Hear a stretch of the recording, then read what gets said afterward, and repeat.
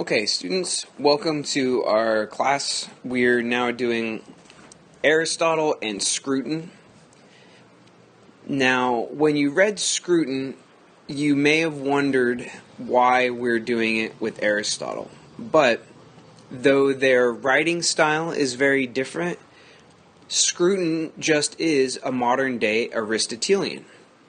That is, when it comes to ethics or morality, he thinks that Aristotle basically got it all correct, and that we can still use Aristotle as a guide to life today, and that we can use Aristotle's basic insights into morality as the framework or guide for our own contemporary morality. So, I can't prove it for you yet, or I can't even really make a particularly strong case for it yet, but as the course goes on, hopefully you'll see at least where I'm coming from, but hopefully you'll also agree with me that for whatever reason, great philosophy maintains its relevance over time. Right? So philosophy, whether it's about ethics or about something else, basically when it's good, when they're onto something, their insights somehow remain fresh or relevant forever. Now, whatever the difference is between scientific knowing or technological skill and philosophy, science and technology do seem to get better over time in a way that basically makes old technology and old science irrelevant. So, trust me, you don't want to do science the way the ancient Greeks did. Aristotle's science was that there were four elements: water, fire, earth, air, and that they all had a place that they, quote, wanted to be, is what he thought. And so, yes, his science is wonky, although it was good enough that it guided Western Europe for about 1,500 years. But you don't really want to use it today. Similarly, you want the technology that's in your Galaxy, in your iPhone, etc. That's better technology. It sort of makes the old technology outmoded for the regular telephones, right? Okay. For whatever reason, philosophy is a lot closer to art than it is to science in this one specific way. That is, art and philosophy, as time goes on, the classics are still good 1,500 years later. Right? You don't want 1,500-year-old science, but 1,500-year-old art, or we'll say, 500 years old, like something like Leonardo da Vinci, it's still good.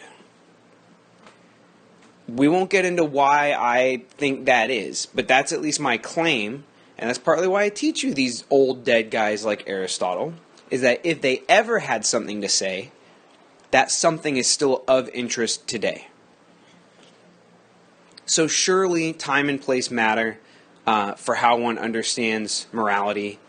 Like Aristotle isn't necessarily going to have a view on whether you should download movies without paying for them, right? Because that's a technological difference that he's got no clue about.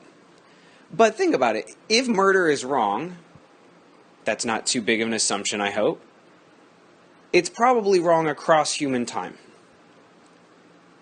Right? I'll just leave it at that. I don't want to make the same point over and over again. But part of how I prove that to you in the course, my first sort of dashing attempt at, or quick attempt at proving it, is that Scruton is contemporary. In fact, he's still alive. And he thinks, correctly, that Aristotle is still a decent guide to how one ought to live, how one ought to comport themselves, like how you carry yourself, how you ought to act relative to other people. Okay, so that's why we're doing Scruton. And the point is that even though his language is very different, he's basically just applying Aristotle on ethics in general to the specific topic of sexuality, of sexual relationships. Another reason I teach Scruton right up front is philosophy talks about everything. Sex, sports, art, politics. And so I'm trying to give you a sort of not a cheap thrill, but you know what I mean? Say, hey, look, philosophy can talk about cool stuff too. It's sort of our, it's something we do.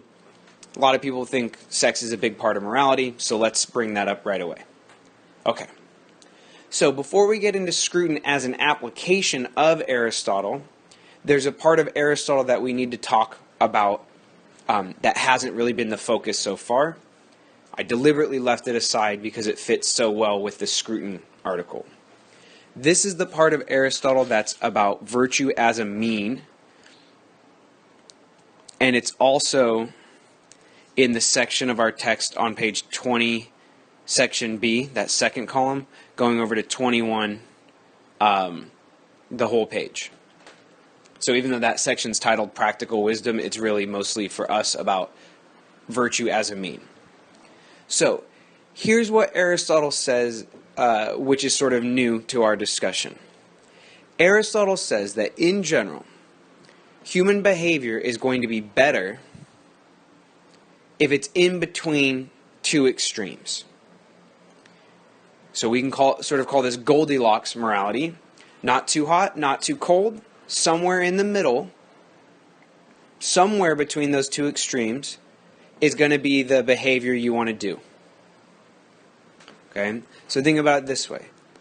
Anger is an important emotion for Aristotle. He's always talking about anger as an example. So if you have a friend who's 5 minutes late and you flip out, you lose your stuff, right? And you cut into him and you say, you're the worst friend ever, you're so selfish, right? Even if the things you're saying are true, we'd say, whoa, whoa, whoa, calm down. Too much, too extreme, right? However, think about it, if that same friend is 5 minutes late every time, and it really bothers you, and you never say anything, then you probably don't have enough anger, right? So Aristotle thinks for basically everything in human life, a very rough but very accurate guide is that you want to be somewhere in between the two extremes of too much and too little. And the content of too much and too little depend on the example and the specific situation. So that's something that's very easy to understand what Aristotle means. Okay? But as a very general rule, not too much, not too little, somewhere in the middle, it's easy to remember and understand. But what's a little harder is to come up with examples. So, first what I'd like you to do is think of some examples of when something is ethical or good because it's not too much and it's not too little. Right? This can be a little bit trickier, but once you see some examples, either of your own or other students, it'll start to sink in and click a little bit.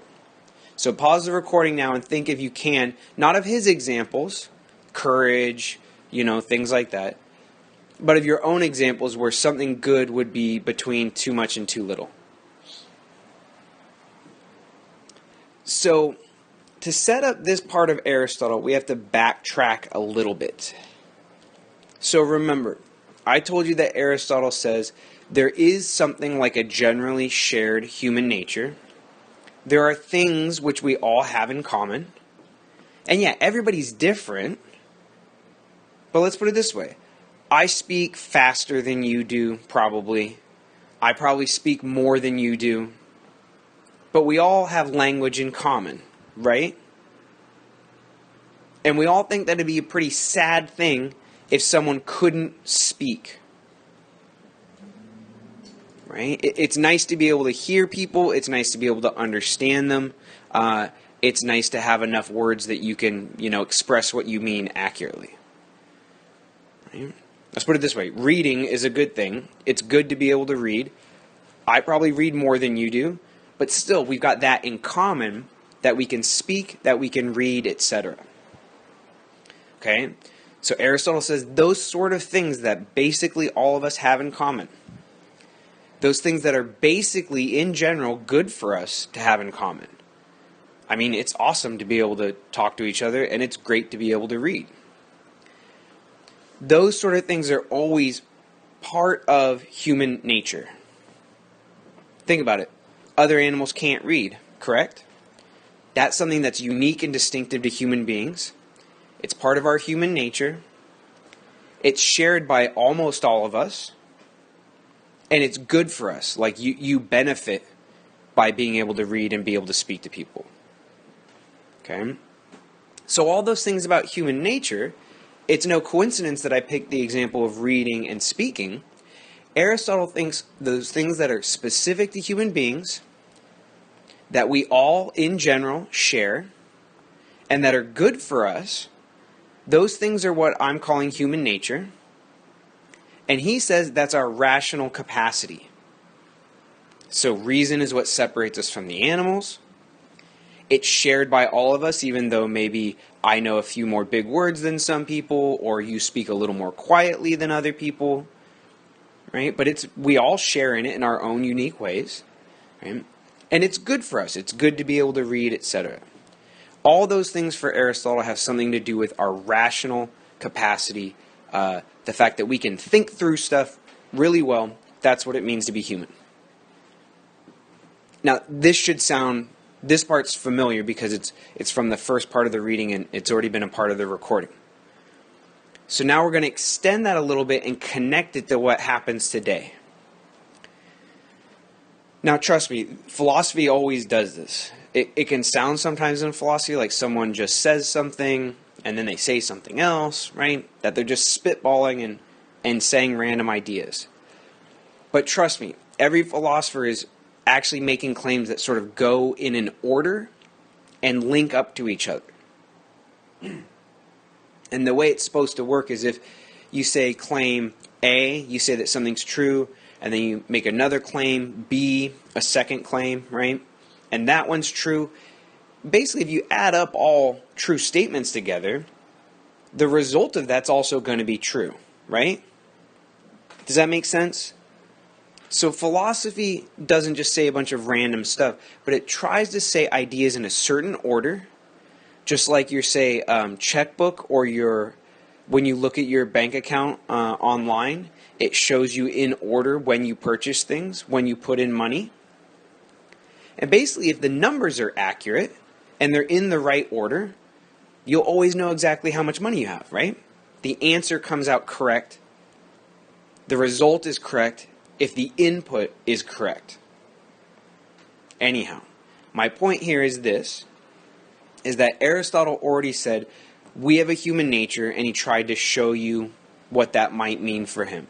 It's got to do with rationality. He's now going to connect that to another idea, and that's when it'll sound like ethics and morality. Because you understand what I just said about reason, that's just a description about what human beings are, what we are like. Now he's going to extend it and say how humans should be. That is, what it's good or ethical or moral for human beings to be like. Okay? The reason I'm saying all this stuff is I want you to see the connection between the ideas. I want you to know that Aristotle said there's a shared human nature which is rational. I also want you to know that he says virtue or morality is usually in between two extremes. The point I'm making right now, though, is I want you to see how those two ideas connect or link up. How he adds those two ideas together. And here's the missing piece of the puzzle. So Aristotle said what human beings are like. We're rational. But ethics isn't just about how things are, it's how they should be. It's not just about the normal state of affairs, but about the best state of affairs. So Aristotle says if what a human being is rational, how would you define an excellent or virtuous or good human being? He says it's the person who does rationality well. He doesn't mean the person who's the smartest. I'll come back to that. But once more, he says, if what a human being is this sort of rational power that we have, that human nature that's in all of us, what it would mean to be a virtuous or good human being is to do that rationality as well as possible. So, That's the definition of ethics or morality for Aristotle. It's not so much like 10 Commandments, being nice to other people. Ethics for Aristotle is actually about you being the best person you can be. It's about you becoming excellent or virtuous. It's about you flourishing, he likes to say, and frankly, being all you can be, being as good as you can be. So, we're still working on it, but now we're working closer and closer to why virtue would be a mean or sort of a middle ground between two extremes. There's a lot of pieces today that all connect to each other. So, the next piece of the puzzle is this. Aristotle thinks that a major way that human beings are rational is that we set goals for ourselves, and then we pick the best possible way to achieve that goal. So I'll say that again. Aristotle thinks that a major way that human beings are rational, this part of our human nature that's in all of us, is that we set goals for ourselves, and then we pick the best possible way to achieve those goals. I mean, that sounds rational, right? You pick something good, and then you find the best way to achieve it. It also sounds like a recipe for excellence, right? Remember, excellence just means ethics for Aristotle. Ethics is the goal of becoming more and more excellent. So, the human being who picks a good goal, and then she picks the best possible means or way to achieve that goal, is going to be super excellent, right? Think about it. If you have a great job that you chose for yourself, you're events coordinator for Kanye West record label or something like that, that sounds like a pretty good job. And you make all the right decisions, you execute every part of your job as well as possible, I'd say you're a good person. You're nailing it, right? So this is what Aristotle says, is morality works the same way. There are certain goals which it makes sense for human beings to have, based on the kinds of animals we are. There's certain goals that it makes sense for human beings to have. But having a good goal isn't enough. You also have to execute actual activities in order to achieve that goal. Right? So it's a two-part system for him. Good goal plus good method to achieve the goal. Okay, so if you have a goal of eradicating world hunger, that's super. That's a good goal. But if your way of achieving that goal is to reduce the human population by 75%, I'd say that's the worst possible way to go about achieving that good goal. I'd probably call you a genocidal maniac. Right? So the goal is important, but also the way you go about pursuing the goal is important. Okay, so that's another puzzle piece. We've got a few more, and then you'll see how they all sort of link up together and fall into place. Now we move to basically the last piece of the puzzle. Aristotle says, okay, in general, when you're trying to achieve a goal, does having an extreme way of pursuing it, is that the best way to achieve the goal? Not usually. How about this? When you have the same goal, is going really, really easy, the most minimal sort of approach to it, the best? No, that doesn't usually achieve your goal either. So now for the first time, we can say why Aristotle said what he said. It's good that you know that Aristotle says virtue and morality are usually in the middle between two extremes. But philosophy is not collecting a bunch of quotes from dead people. It's figuring out the reasoning, the why behind what they said.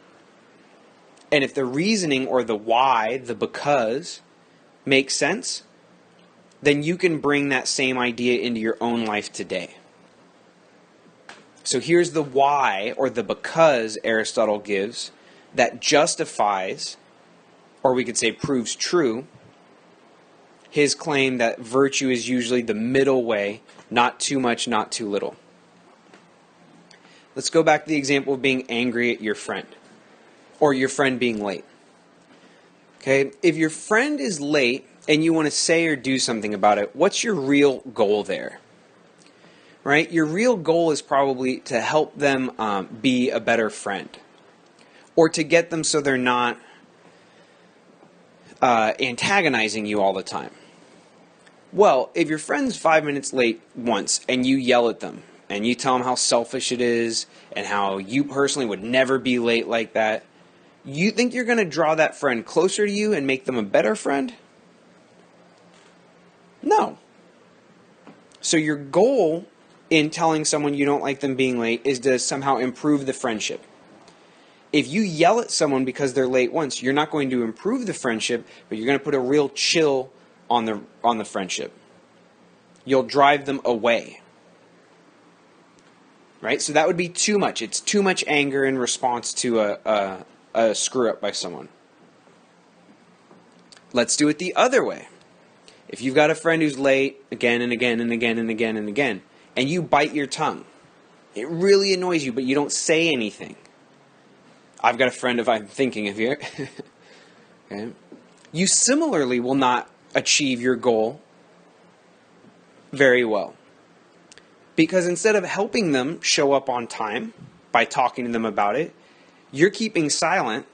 They don't get to improve as a good friend. I mean, they don't get to become a better friend. And also, you're irritating yourself because you're annoyed with them, but you won't fix it because you don't want to say anything, right? So that one's too little.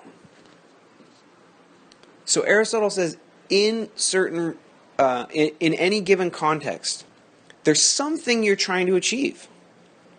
You're trying to get paid at work. You're trying to be a good friend. You're trying to get your grades in on time, whatever. There's some goal you have. But for any goal of getting something done, there's a bunch of good ways to achieve it. Or sorry, there's a few good ways to achieve it, and a bunch of really crappy ways. So I'll say that again. Human beings set goals for themselves. They pursue certain things. But for any human goal, any activity you're trying to do, there's a few good ways to achieve that goal, and there's a bunch of ways to really mess it up. Even though you were trying hard, there's a bunch of ways to really mess it up. So let's take one more time another example. Don't worry, we're going to get to the sex stuff later on. It's coming up soon. Let's take one more example, and maybe you'll start to see how ethics looks like for Aristotle. Ethics for him is basically, it's about taking care of your day-to-day stuff and getting better and better at living human life, about nailing all the tasks that you have, really executing them well. It's not so much about murder and returning the wallet. It's about how do you every day get a little bit better and a little bit better. How do you every day pick what you think is important and then really do it well. So here's an example, and trust me, this counts as ethical for Aristotle, even though it may sound only a little bit like morality. So, you're going to school. You want to graduate school, right? Okay, that means you have to do homework. To do homework, it means you have to study. Now, you could be one of those students who basically never leaves the dorm room except to go to class. So you're studying 24 hours a day minus 8 hours for sleep and minus an hour for eating or something. Okay.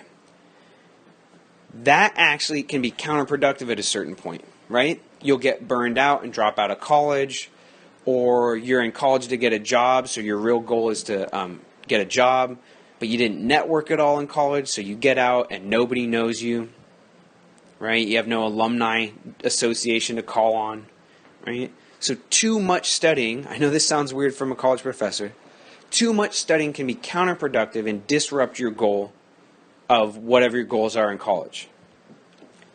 Okay, obviously, too little studying is going to mess you up just as much. Right? So for Aristotle, you've got a goal, college. There are a few ways to go about doing it that will just probably work. Right? You need to study, but you need to have time off. This is why there's clubs in college, so you can relax and not just study. But you don't just want to be in a club, in a sorority, in a fraternity, and be in a band, and have a job outside of college so you can afford all this stuff, da-da-da-da-da-da-da. Right? You have to have a blend of those things to be successful. That's how all ethics works for Aristotle. There's something you're supposed to be doing.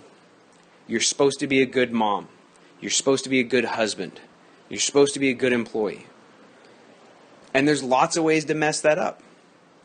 He thinks the two basic ways you mess something up are either doing it too much in some way, you got too angry with your friend, you studied too much, and that messes you up and prevents you from reaching the goal. You drove your friend away instead of fixing the relationship. You burned out of college instead of graduating. You also can mess up the same exact goal by doing too little. Too little studying is obviously not going to get you great grades in college. And never mentioning beef you have with your friends is only going to make problems that sort of blow up down the road. It doesn't fix the problems. So same goal, graduating, improving friendships. The too little ruins that goal just the same.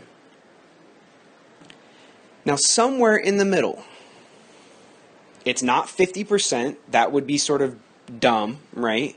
But somewhere in the middle, between yelling at your friend the first time they're late and never yelling at them for being a jerk, studying all the time and studying none of the time, somewhere in there, studying 4 days a week but not 7, something like that.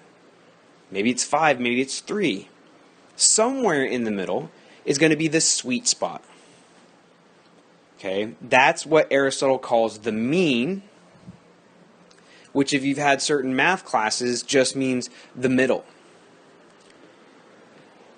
As Aristotle says, though, he doesn't strictly mean the mathematical mean, which would be 50%. It would be exactly in the middle. But it's more like, picture a target, like a dartboard or an archery target, right? There's a bunch of stuff in the middle-ish that will get you good points, right? There's sections in the middle, multiple sections that you could hit and still get lots of good points. So, I don't think students fully appreciate at this point, or not always, this should sound very weird to you. I mean, it totally makes sense, but it should sound very weird to you. Because combine what we said last time with what we've said this time. Aristotle is not just talking about what human beings do here. He's talking about what he calls morality and ethics. He says this is how you interact with other people in general to succeed. So I want to know what you think here now, with me pointing out that this is actually sort of a strange way to think about morality. I want you all now to try two things. Okay? I basically want you to do two opposite things, and you're going to try both and you'll see which one, makes more sense to you. I want you to try to justify what Aristotle is saying here and say, yes, darn it, all ethics, all morality can be described in this way. Not too much, not too little, somewhere in the middle. It's about achieving a goal in the good way. Yeah, Aristotle's my boy. He was right from the get-go. Then I also want you to push back and go, no. That is not how morality works. No, it's not about goals. It's about something else, whatever you think. And no, it's not something in the middle, right? That's a weird way to think about ethics. So you're going to play devil's advocate. And you're going to play devil's advocate for two sides and then see which explanation makes more sense to you. So in the way we just talked about, virtue or doing well as a mean, a middle-ish area, in between two extremes, and what we talked about last time, that in order to successfully hit that middle consistently, you're going to have to practice. Right? Like it takes a few friendships to know when you should call your friends out for being jerks and when you should just let it ride. It takes a few years of school sometimes before you figure out exactly how much studying you need to do and how much partying is too much. So combine those together and try to, whether it's examples or just a general description, try to say, yes, Aristotle is right. That's what morality is about. And then take the other side as well and go, no, that's like how you learn to be a carpenter. That's how you learn to play a musical instrument. But that's not how morality works. Okay? And basically, do that in your head. Play both sides out in full in your head. And then the version you like better, share that in the discussion board. Basically, what you'll share in the discussion board is, yes, Aristotle's right. This is how morality works because of these reasons. Or you'll say, no, he's way off. Seems like a nice guy and all, but he's describing something else. Not morality, but something else. Okay. So, I will stop this recording now. As I said, hopefully today wasn't too confusing, but what we did is we talked about those pages near the end of the reading that are about things, ethics being in the middle, not too much and not too little. Connected some of them to other claims that Aristotle talked about that we covered last time. And the reason why we talked about the virtue as a mean, as the middle area today, is that that's going to set up Scruton for us, which is what we'll do next. Okay, so that's a little summary of what happened today in case it wasn't clear. That's the roadmap.